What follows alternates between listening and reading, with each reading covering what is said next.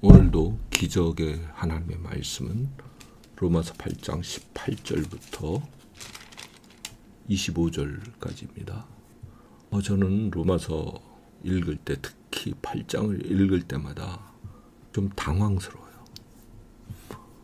왜 그러냐면요, 너무나 많은 진리의 보석들이 가득 차 있어서 그거 하나하나를 이야기하려면요, 이 8장 하나만 가지고 아마 한 달은 이야기해야 될 것 같아요.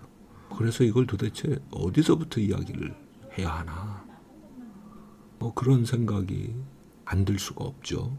그래도 시간이 제한이 있으니까 가장 중요한 이야기, 눈동자라고 할 만한 그런 부분들 이야기할 수밖에 없는 거죠. 자, 우리가 로마서의 가장 핵심 주제, 로마서 전체를 꿰는 것, 그것을 우리가 로마서 1장 16절에서 복음은 구원을 주시는 하나님의 능력이다, 그렇게 이야기를 했어요. 그런데 생각을 해보세요. 이 능력이라는 게 과연 뭐지? 매우 추상적이잖아요. 능력? 보통은요, 능력이라는 건요, 어떤 배경이 있을 때 비로소 그 능력이란 단어가 구체적인 뜻을 가지게 되는 것이거든요. 그렇잖아요. 능력이란 단어, 똑같은 단어가 쓰여도요, 시험 볼 때, 저 사람 유능해, 학교 시험 볼 때 능력이 있어, 그 시험 잘 본다는 뜻이고, 일을 할 때 저 사람 능력이 있어, 그럼 일을 잘해서 결과를 좋게 만든다는 뜻이고, 다 달라요. 저 설교자 능력이 있어, 그러면 설교 말씀을 통해서 하나님의 말씀이 권능으로 선포되고 사람들이 변화되는 그런 일이 일어날 때 그런 말을 쓰는 거죠.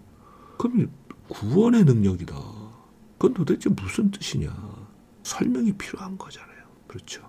8장에서 그 구원의 능력의 가장 핵심부 중에 핵심부, 우리 인간의 정말 어찌할 수 없는 버림받은 데서 오는 정죄감, 거기로부터 우리를 완벽하게 해방시키셨다. 8장 1절에서 그 이야기 했잖아요. 그렇게 해방됐기 때문에 우리는 주의 성령의 권능이 역사하는 새로운 세계로 들어갔고, 그 주의 성령께서는 우리 죽을 몸까지도 살리시는 놀라운 힘으로 우리 전 존재를 꿰뚫어서 운행하고 계신다. 그러니까 그 성령의 인도하심을 따라 우리가 믿음으로 살아갈 때 그게 진짜 하나님의 자녀된 모습이다. 그 이야기를 11절, 14절에서 이야기를 하죠. 그러니까 능력이란 게 구체적으로 무엇인가를 계속 설명을 하고 있는 거예요. 그런데 그 능력이 구체적으로 응축된 단어가 나오는데 17절에 자녀이면 후사다, 상속자란 뜻이에요. 근데 하나님의 상속자이면서 동시에 그리스도와 공동 상속자다. 상속자라는 게 뭐예요? 자기 아버지 것을 물려받는 자들이 상속자죠. 그러니까 하나님의 상속자다. 그러면 생각을 해보세요. 하나님께로부터 물려받아요. 그리스도와 공동 상속자다. 그러면 그리스도께서 받으셨던 것을 동일하게 받아요. 이게 얼마나 엄청난 건지 우리 인간의 지식과 지혜로는 상상할 수도 없는 거예요. 어제 이야기했죠.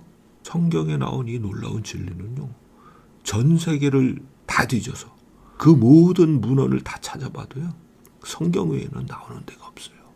우리가 이러한 하나님의 상속자가 되었다, 이 놀라운 진리를 우리에게 이야기하는데, 그 하나님의 상속자가 되었다는 게 얼마나 놀라운 것인지 우리 힘으로는 알 수 없지만 성령께서 우리의 눈을 밝혀주실 때 우리는 그걸 알 수 있게 되는 것이죠. 아니, 생각을 해보세요. 전 세계 최고 부자인 일론 머스크의 상속자다. 그럼 어떨 것 같아요? 아니, 전 세계 최고 부자인 관두고 한국의 꽤 큰 재벌그룹 회장의 상속자다. 그럼 어떨 것 같아요? 물려받을 것이 정말 엄청난 거죠. 근데 하나님의 상속자래요.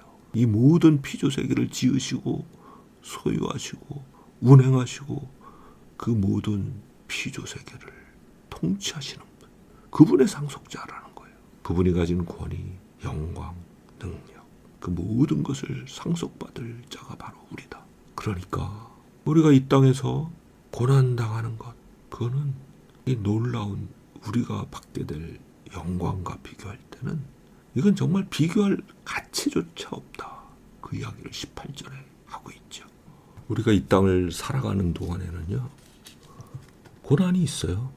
어려움이 있어요. 그러나 그 어려움을 당하는 모든 피조물들이 간절히 바라는 것이 무엇이냐? 하나님의 아들들에 나타나는 것이다. 19절에 그렇게 이야기하잖아요. 여기서 하나님의 아들들이라는 게 누구겠어요? 하나님의 상속자인 우리들이죠.